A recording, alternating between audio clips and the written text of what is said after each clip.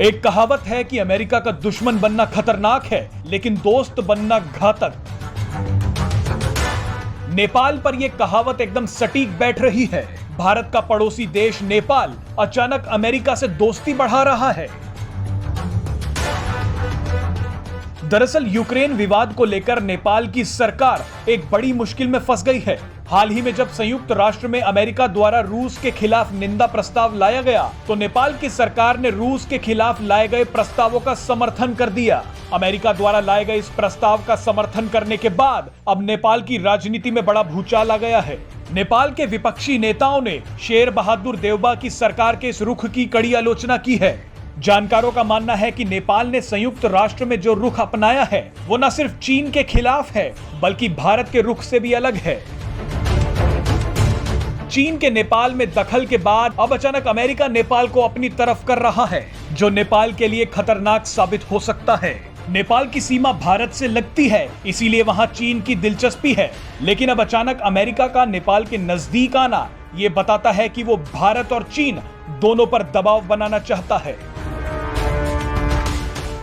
America Nepal को Ukraine की तरह इस्तेमाल कर सकता है, जिस तरह से अमेरिका ने रूस के करीब पहुंचने के लिए यूक्रेन को मोहरा बनाया।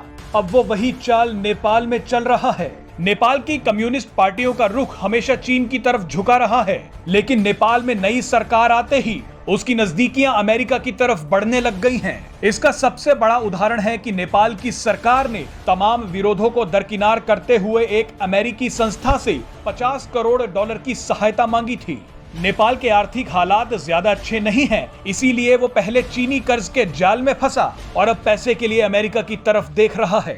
आपको बता दें कि नेपाल को चीन और अमेरिका दोनों से नजदीकियां भारी पड़ सकती हैं। चीन और अमेरिका दोनों ही नेपाल का अपने फायदे के लिए इस्तेमाल कर रहे हैं। चीन के चक्कर में तो नेपाल पहले ही भारत के साथ अपने रिश्ते खराब कर चुका है, लेकिन अब अगर अमेरिका का दखल नेपाल में ज्यादा बढ़ा तो नेपाल के लिए ही मुश्किलें बढ़ जाएंगी।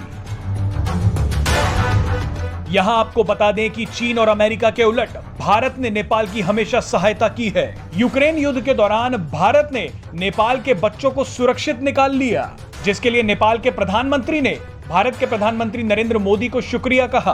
भारत ने हमेशा ही नेपाल की तरफ मदद के हाथ बढ़ाए हैं। भारत ने हाल ही में नेपाल को सड़क निर्माण के लिए 800 करोड़ रुपए दिए हैं। कोरोना की मुश्किल घड़ी में भी भारत ने नेपाल की मदद की। भारत ने नेपाल को कोरोना से लड़ने के लिए वेंटिलेटर और दवाइयां मुहैया करवाई थी। अब ये नेपाल को तय करना है कि मुश्किल वक्त में अमेरिका और चीन काम आएंगे या Bharat. Presenting B News app available on Google Play and App Store. Download it now.